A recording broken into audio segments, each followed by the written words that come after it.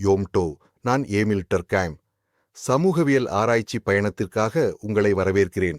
இந்த கழலியிலாண்டு என் வாழ்க்கையின் பயணத்தையும் நான் சமூகவியல் களத்தில் செய்த முக்கியமான பங்களிப்புகளையும் எடுத்துரைக்கிறேன். நான் பிறந்த தேதி ஏப்ரல் 15, 1958.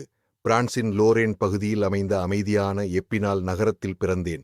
இன்று உலகம் என்னை நினைவுகூரும் விதம், செயல்பாட்டு அணுகுமுறையின் முன்னோடி, பாரம்பரிய சமூகவியலின் அமைப்பாளர்களில் ஒருவராக, மேலும் நவீன சமூகவியலின் தந்தையாகவும், குறிப்பாக பிரெஞ்சு சமூகவியலின் தந்தையாகவும். நான் சமூகத்தை பற்றிய ஆய்வுகளை ஒரு ஒழுங்கமைக்கப்பட்ட அனுபவ சான்றுகளால் நிரூபிக்கக்கூடிய அறிவியல் பிரிவாக மாற்றும் பணியில் முழுமையாக ஈடுபட்டேன்.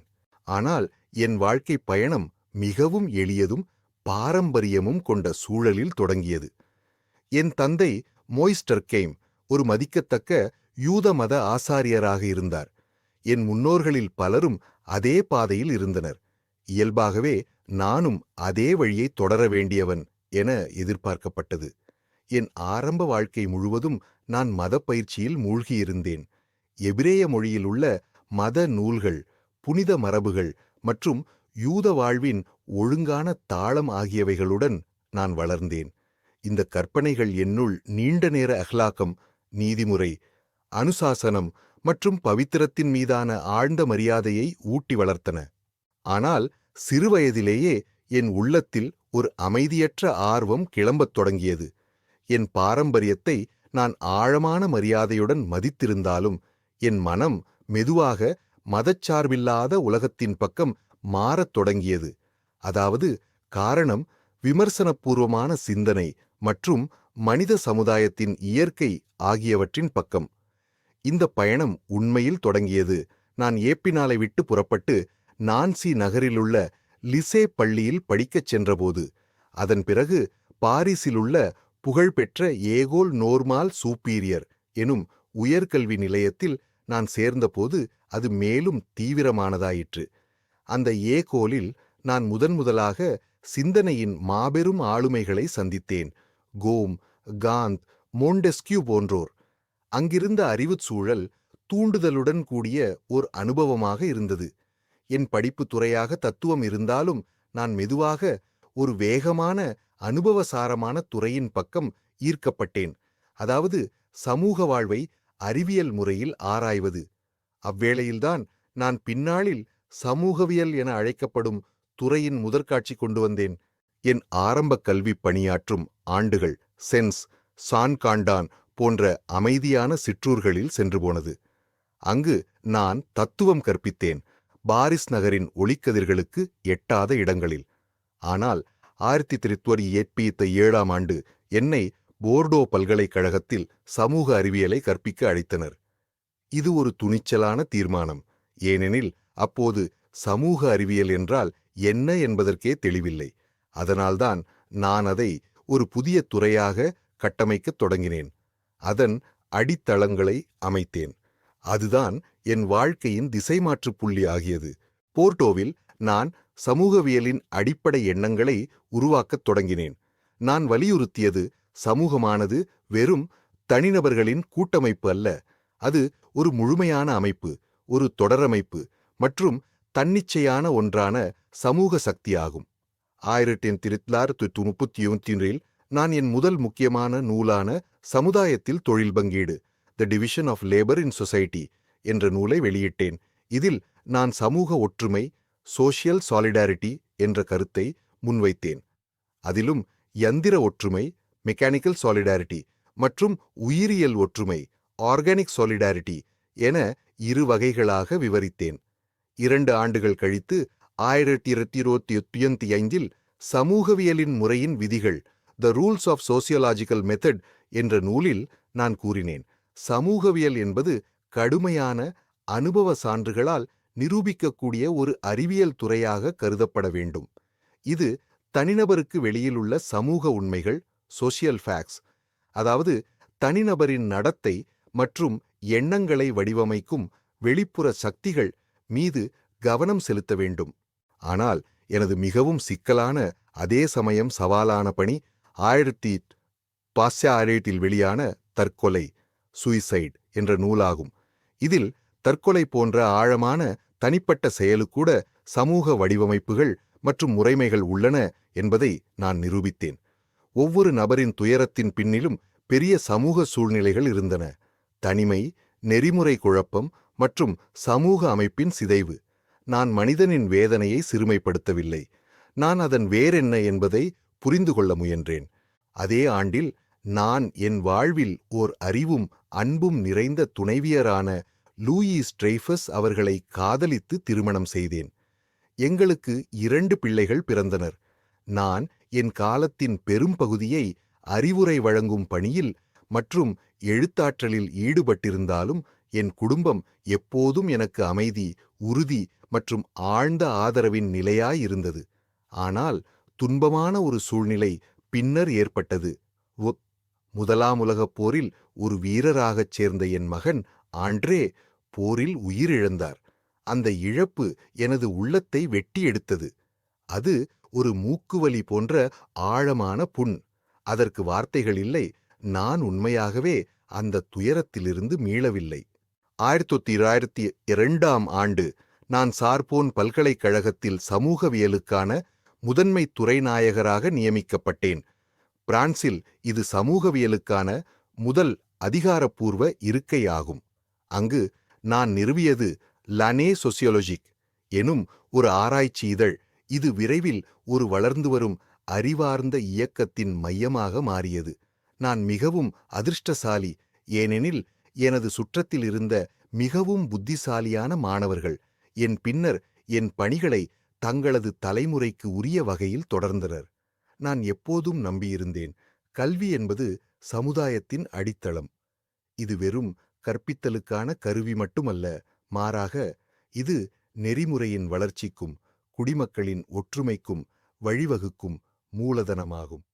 எனது நம்பிக்கை, ஒரு சமுதாயத்துக்கும் ஒரு தனிநபருக்கும் ஒரு ஆத்மா உண்டு.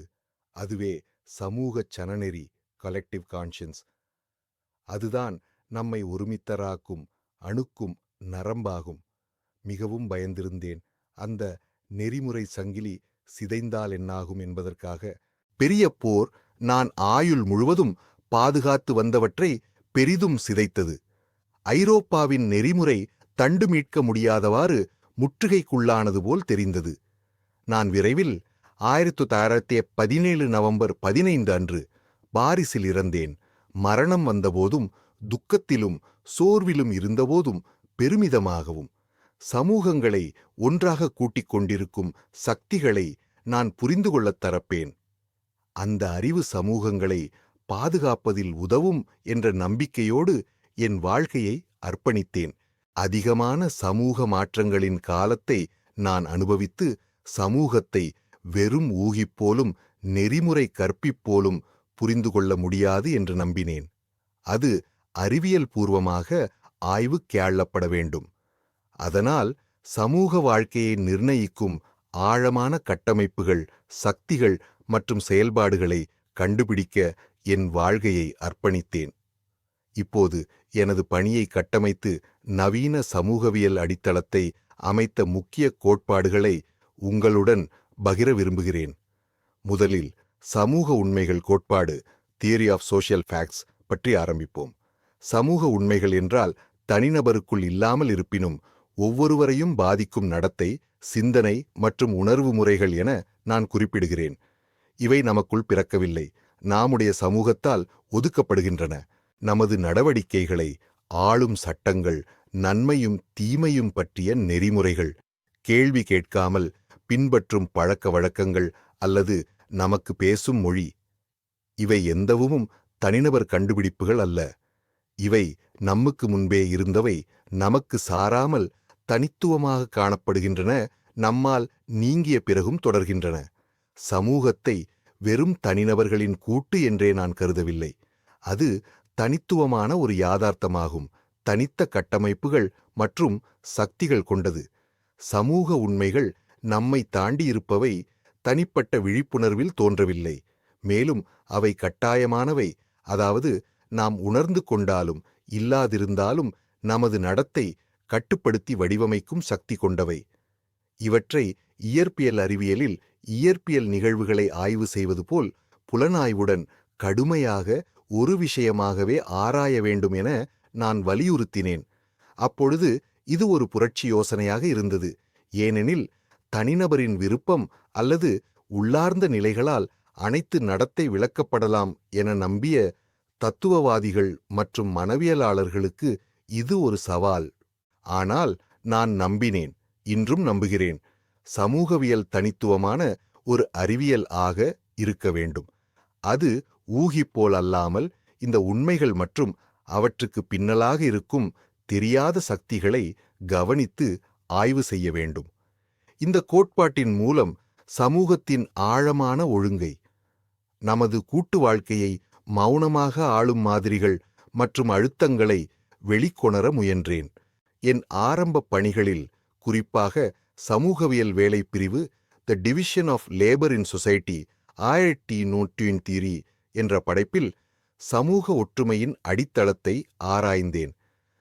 தனிநபர்களை ஒன்றிணைத்து இயங்கும் சமூகமாக மாற்றுவது என்ன என்று.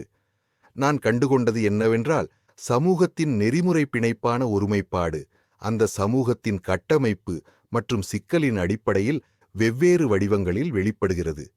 எளிய பாரம்பரிய சமூகங்களில் மக்கள் ஒரே மாதிரியான வேலை, நம்பிக்கைகள் மற்றும் வாழ்க்கை முறைகளை பகிர்ந்து கொள்கையில நான் யந்திர ஒருமைப்பாடு மெக்கானிக்கல் சாலிடாரிட்டி என்று அழைத்ததை காணலாம். இந்த சமுதாயங்களில் தனிநபர் குழுமத்திலிருந்து முழுமையாக வேறுபடவில்லை. கூட்டு மனப்பான்மை கலெக்டிவ் கான்ஷியன்ஸ் ஆதிக்கம் செலுத்தி ஒரே மாதிரி தன்மையால் ஒற்றுமை உருவாகிறது. ஆனால் சமுதாயங்கள் சிக்கலாகவும் தொழிற்துறையாக்கப்படும்போது உயிரணு ஒருமைப்பாடு ஆர்கானிக் சாலிடாரிட்டி எழுச்சியடைகிறது. இங்கு ஒற்றுமை இல்லாமல் வேறுபாட்டால் வருகிறது. தனிநபர்கள் தங்கள் பங்குகளில் சிறப்பு பெறுகிறார்கள். விவசாயிகள், ஆசிரியர்கள், பொறியாளர்கள், கலைஞர்கள் போன்றவர்கள் இந்த ஒருங்கிணைந்த சார்பால் சமூகம் ஒன்றாக இருக்கிறது. இது பராடோசரி போல தெரிந்தாலும் நவீன சமுதாயங்களில் நம்முடைய வேறுபாடுகள்தான் நம்மை இணைக்கின்றன. வேலை பிரிவு என்பது வெறும் பொருளாதார செயல்பாடு அல்ல, அது சமூக செயல்பாடு. ஒருவருக்கொருவர் சார்பை உருவாக்கி மக்களிடையே பிணைப்புகளை ஏற்படுத்துகிறது. என் வாதம் தெளிவாக இருந்தது. சமூகம் முன்னேறும்போது அதன் ஒருமைப்பாடு கலைவதில்லை, அதன் ஒருமைப்பாட்டின் வடிவமே மாறுகிறது. யந்திர ஒருமைப்பாடு உயிரணு ஒருமைப்பாட்டுக்கு இடம் கொடுக்கிறது. ஒற்றுமையின் இயல்பில் மாற்றம் வந்தாலும் அதன் முக்கியத்துவம் அவ்வளவுதான் இருக்கும்.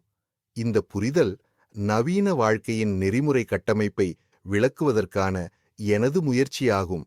சமூகம் எவ்வாறு இயங்குகிறது மட்டுமல்ல, அதிகரிக்கும் தனித்துவத்துக்கு இடையே அது எப்படி ஒன்றாக இருக்கிறது என்பதையும்.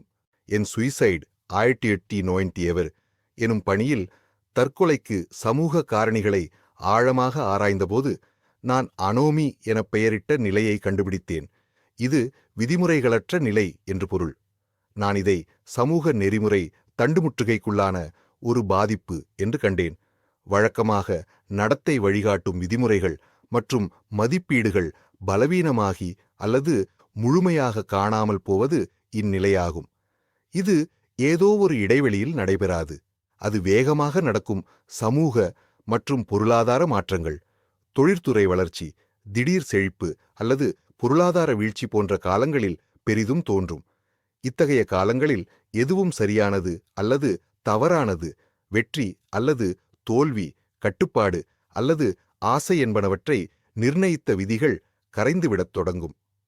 தனிநபர்கள் தங்கள் இடம், நோக்கம், எல்லைகள் என உறுதியாக அறியாமல் இழுக்கப்படுகிறார்கள். நிலையான சமுதாயத்தில் விதிமுறைகள் நெறிமுறை கம்பிகள் போல செயல்படுகின்றன. ஆனால் அனோமிக் சமுதாயத்தில் தனிநபர்கள் முடிவற்ற ஆசைகள், கட்டுப்பாடற்ற விருப்பங்கள் மற்றும் தனிமை உணர்வால் முற்றிலும் மூழ்கிவிடுகிறார்கள். நான் கண்டுபிடித்தது என்னவென்றால், அனோமி தற்கொலையின் முக்கிய காரணமாகும். மக்கள் குறிக்கோள்கள் இல்லாததினால் அல்ல, ஆனால் கட்டமைப்போடு எல்லைகளோடு இல்லாமல் மிக அதிகமான விருப்பங்கள் இருந்ததால். அவர்கள் எதிர்பார்ப்புகள் சமுதாயம் நனவாக்க முடியாத அளவுக்கு நீழ்ந்து அவர்கள் ஏமாறி வெறுமையடைகிறார்கள். அனோமி என்பது வெறும் தனிப்பட்ட உணர்வு மட்டுமல்ல, அது ஒரு சமூக நோய்ப்பகுதி. இது கூட்டு ஒழுங்கின் தோல்வியை காட்டுகிறது. நான் இந்த கருத்தை தற்கொலை விளக்குவதற்காக மட்டுமல்ல, ஒரு பரந்த உண்மையை வெளிப்படுத்துவதற்காகவும் அறிமுகப்படுத்தினேன். நெறிமுறை ஒழுங்கு முற்றுகை அடைந்தபோது தனிநபர்கள் பாதிக்கப்படுவர், சமூகமும் உலைந்துவிடும். இப்படி பிரச்சனைகளை கண்டறிந்து சமுதாயத்தின் நெறிமுறை வாழ்க்கையில் சமநிலை புதுப்பிப்பது சமூகவியலின் பணி ஆகும். நான் தற்கொலை ஆய்வு செய்யத் தொடங்கியபோது பெரும்பாலானவர்கள் அது தனிப்பட்ட செயல் என்றும், மனதுக்குள்ள சோர்வு அல்லது தனிப்பட்ட துக்கத்தால் மட்டுமே நடைபெறும் என நம்பினர். ஆனால் நான் வேறுபட்ட கேள்வியை கேட்டேன். தற்கொலை தனிநபரால் மட்டுமல்ல, சமூகத்தாலும் வடிவமைக்கப்படுவதாக இருந்தால் என்ன?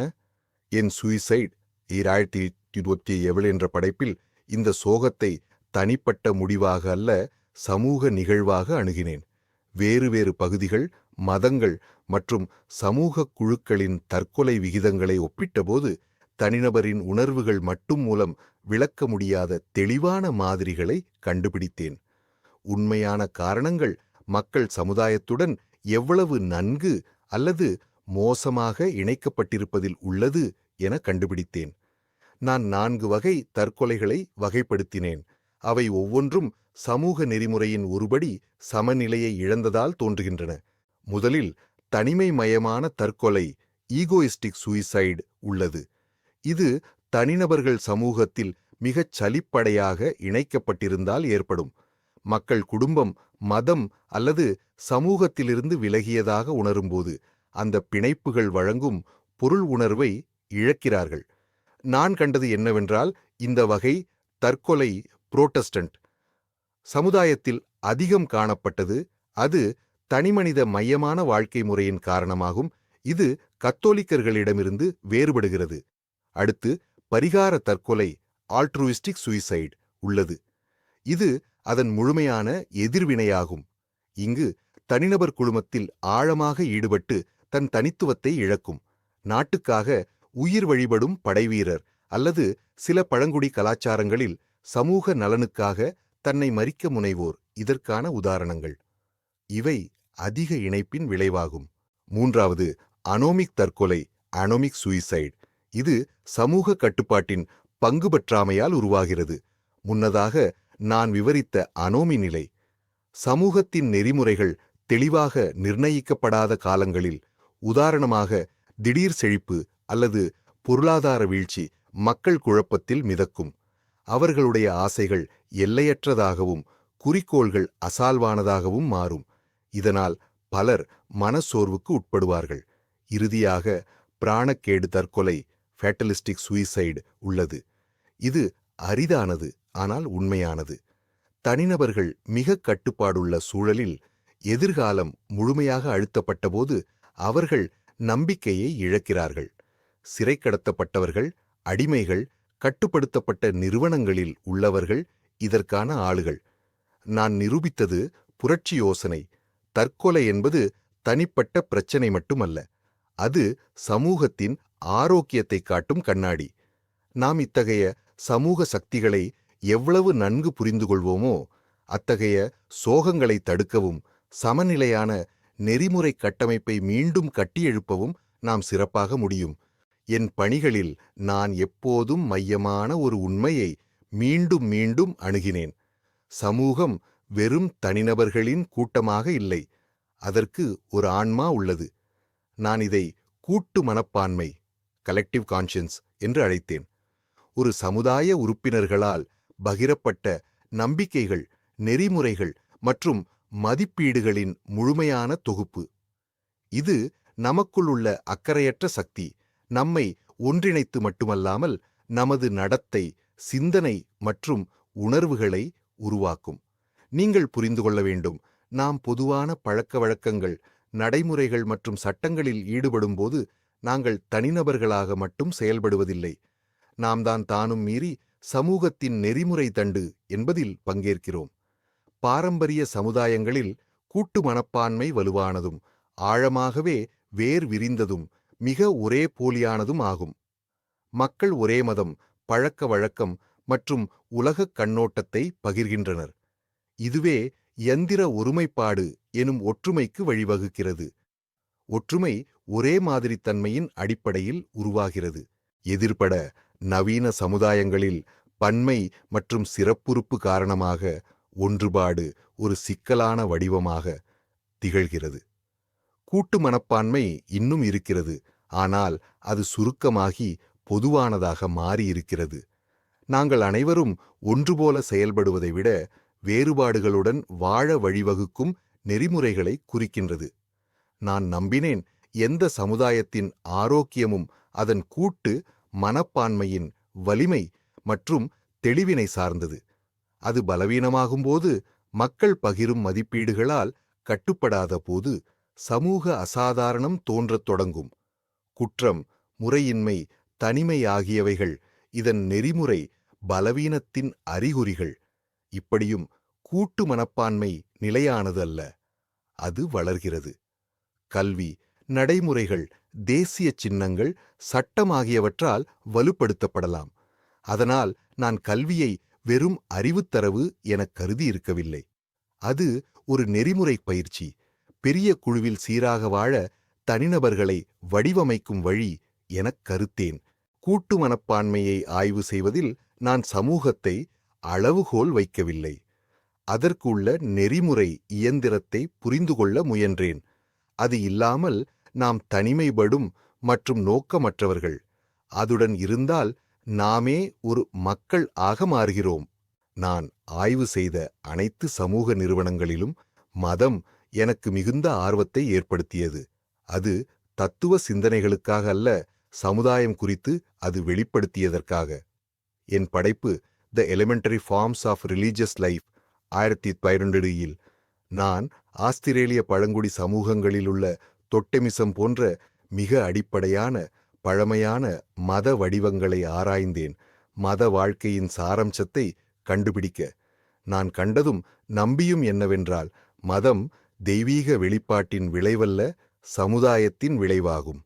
அது அடிப்படையிலே ஒரு சமூகத்தின் கூட்டு வாழ்க்கையின் பிரதிபலிப்பாகும். பாருங்கள், மக்கள் வழிபாட்டு நிகழ்ச்சிகளில் சேர்ந்தபோது, பாடும்போது, பிரார்த்தனை செய்யும்போது, புனித நிகழ்ச்சிகளில் பங்கேற்கும்போது அவர்கள் வெறும் கடவுளுடன் தொடர்பில் இருப்பதல்ல, அவர்கள் ஒருவருக்கொருவர் இணைந்திருப்பதை மீண்டும் உறுதிப்படுத்துகிறார்கள். அப்பொழுது அவர்கள் உயர்ந்து தங்களை விட பெரிய ஒன்றின் பகுதியாக உணர்கிறார்கள். அந்த பெரிய ஒன்று சமுதாயமே. தொட்டெம், கடவுள், புனித பொருள் இவையெல்லாம் அந்த குழுவின் குறியீடுகள், கூட்டு நம்பிக்கையால் வலுவடைந்தவை. ஆகவே மதம் என்பது சமூகம் தன்னை தியானிக்கும் வழியாகும். நான் புனிதம் மற்றும் பரிதாபத்துக்கு இடையேயான முக்கிய வேறுபாட்டினை செய்தேன். புனிதம் என்பது தனித்துவமாக கொண்டவை, மதிப்புக்குரியவை, மரியாதை பெறும் பொருட்கள், தினசரி வாழ்க்கையில் அணுக முடியாதவை. பரிதாபம் என்றால் சாதாரண இயல்பான வாழ்க்கை அம்சங்கள். இரண்டுக்கிடையேயான எல்லை இயற்கையால் தீர்மானிக்கப்படவில்லை, அது சமுதாயத்தால் வரையப்படுகிறது. இந்த பிரிவுதான் மதத்திற்கு நமது நெறிமுறை வாழ்கையும் உணர்ச்சி பிணைப்புகளும் உருவாக்கும் சக்தியை கொடுக்கும். மதம் அசம்பவமாகவோ பழையதாகவோ அல்ல, அது முக்கிய சமூக செயல்பாடுகளை செய்யும். குழு ஒருமைப்பாட்டை வலுப்படுத்துகிறது, நெறிமுறைகளை உறுதிப்படுத்துகிறது, தனிநபர்களுக்கு பொருள் மற்றும் சேர்ந்துள்ள உணர்வை தருகிறது. சமாதான சமுதாயங்களிலும் இந்த பணி மாறாது, அது புதிய வடிவங்களை எடுத்துக்கொள்ளும். தேசியத்துவம், சிவில் மதம், கூட்டு துக்கம் அல்லது கொண்டாட்டங்கள் இவை அனைத்தும் ஒரே அடிப்படையான தேவையை கடந்து பகிரப்பட்ட குறியீடுகள் மற்றும் கூட்டு வழிபாடுகளில் மூழ்கி நிற்கின்றன. எனவே நான் தனிப்பட்ட விசுவாசத்தை விட்டு விலகின போதிலும் மதத்தை சமுதாயத்தின் நெறிமுறை மற்றும் உணர்ச்சி வாழ்க்கையின் மிக ஆழமான வெளிப்பாடுகளில் ஒன்றாக கருதியேன். இது வெறும் கடவுள்களில் விசுவாசம் அல்ல, தனிநபர்களை ஒருமை கூடிய நெறிமுறை சமூகமாக மாற்றும் பிணைப்பு கூற்று ஆகும். எனக்கு கல்வி என்பது வெறும் அறிவை பரிமாறுதல் அல்லது தொழில்நுட்பக் கலைகளை கற்பிப்பதற்கு மேலானது. அது முதன்மையாக ஒரு நெறிமுறை நிறுவனமாகும். ஒவ்வொரு சமூகத்திலும் கல்வி முக்கியமான பணி வகிக்கிறது. தனிநபரை சமூக குழுவின் உறுப்பினராக வாழத் தயார்படுத்துவது. பள்ளிகள் மற்ற எந்த நிறுவனம் விடவிட்டாலும் சமூகத்தின் நெறிமுறைகள், மதிப்புகள் மற்றும் பகிர்ந்த நம்பிக்கைகளை இளம் மனங்களில் உள்ளடக்க சமுதாயம் உதவுகிறது. இதாவது கூட்டு மனப்பான்மையை ஒரு தலைமுறையிலிருந்து அடுத்த தலைமுறைக்கு கடத்துவது கல்விதான். குழந்தை காலத்திலிருந்தே நான் நம்பினேன், நவீன பண்பாட்டு சமுதாயங்கள் மதத்தினாலேயே நெறிமுறைகளை உருவாக்க முடியாது என்று. ஆனால் சரியானதும் தவறானதும் பற்றிய பொதுவான அடிப்படைக்கான தேவையும் நெறிமுறை கட்டுப்பாடுகளும் அத்தகையதே வலுவாகவே உள்ளன. இங்கு கல்வி முக்கிய பங்கு வகிக்க வேண்டும். இண்டாக்டினேட் செய்ய அல்ல, பதிலாக பொறுப்புத்தன்மை, ஒழுக்கம், ஒத்துழைப்பு மற்றும் சமூக ஒழுங்குக்கான மரியாதையை வளர்க்க. இவை இயல்பாக இல்ல, அவை கற்றுக்கொள்ளப்பட வேண்டும். அதுவும் கடுமையான அதிகாரத்தால் அல்ல. மாணவரின் சமூக வாழ்க்கையை புரிந்து மதிப்பதற்கான திறமையை வளர்த்தே கற்றுக் கொடுக்கப்பட வேண்டும். ஆசிரியர்களாகவே ஒரு புனித பொறுப்பை ஏற்றுக்கொள்கிறார்கள். அவர்கள் வெறும் அறிவளிப்பாளர்கள் அல்ல, நெறிமுறை வழிகாட்டிகள். அவர்கள் அறிவை மட்டுமல்ல, மனப்பான்மையையும் வடிவமைக்கின்றனர். என் சொற்பொழிவுகளிலும் எழுத்துக்களிலும் சமூக விதிகள் மதிக்கப்படுகிற வகுப்பறை நீதியின் பயிற்சி நடைபெறும் இடமாக ஆசிரியரிடம் இருக்க வேண்டும். மாணவர் சமூகத்தில் வாழும் கடமைகளை உணரத் தொடங்க வேண்டும் என வலியுறுத்தினேன். நான் வாதம் செய்தது என்னவென்றால், கல்வி சமூகத்தின் இயல்பை பிரதிபலிக்கும். பாரம்பரிய சமுதாயங்களில் ஒற்றுமையும் பகிர்ந்த நம்பிக்கைகளும் முக்கியம். நவீன சமுதாயங்களில் தனித்துவம் மற்றும் பரஸ்பர மரியாதை சமநிலைப்படுத்தப்பட வேண்டும். ஆனால் இரண்டும் ஒரே நோக்கத்தை கொண்டவை.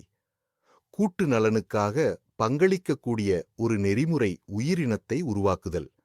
சமூகவியல் பூர்வமாக கல்வியை ஆய்வு செய்தபோது நெறிமுறை வளர்ச்சி மதம் அல்லது பெற்றோர் வழிகாட்டல் மட்டுமல்ல, சமுதாயத்தின் எதிர்கால உறுப்பினர்களை உருவாக்கும் இச்செயலான கூட்டு முயற்சிதான் என்பதை காட்ட விரும்பினேன். அந்த முயற்சி இல்லாமல் நாமே அறிவும் கொண்ட, ஆனால் சமூகத்தில் தொலைந்த, திசை காணாத தலைமுறைகளை வளர்க்கப் போகிறோம். ஆகவே நான் சொல்லுகிறேன், நமது சமுதாயங்களின் எதிர்காலத்தை நாம் பராமரிக்க விரும்பினால், நமது குழந்தைகளை எவ்வாறு கல்வி கற்பிப்போம் என்பதில் நாம் ஆழமாக கவனம் செலுத்த வேண்டும். வெறும் தகவல்களில் அல்ல, மதிப்பீடுகளில். எனது முக்கிய பிரசுரங்கள். முதல், சமூகத்தில் வேலைப்பிரிவு, the division of labour in society, 1893. இதுவே எனது முதல் பெரிய படைப்பு. இதில் சமூக ஒருமைப்பாட்டின் சோசியல் சொலிடாரிட்டி யோசனையை அறிமுகப்படுத்தினேன். சமுதாயங்கள் வளர்ந்து கொண்டிருக்கையில் ஒரே போலிய யந்திர ஒருமைப்பாட்டிலிருந்து மெக்கானிக்கல் சொலிடாரிட்டி, வேலை பிரிவினால் தோன்றும் பரஸ்பர சார்பு கொண்ட உயிரணு ஒருமைப்பாட்டிற்கு ஆர்கானிக் சாலிடாரிட்டி நகர்கின்றன எனக் கணித்தேன். நவீன வாழ்க்கையின் சிக்கல் சமூகத்தை பலவீனப்படுத்தவில்லை, அது மக்கள் இணைப்பின் முறையை மட்டுமே மாற்றியது என்பதை விளக்க விரும்பினேன். இரண்டாம், சமூகவியல் முறையின் விதிகள், the rules of sociological method, 1895. இங்கே சமூகவியலை ஒரு அறிவியல் பகுப்பாய்வாக அமைப்பதற்கான அடித்தளங்களை வழங்கினேன்.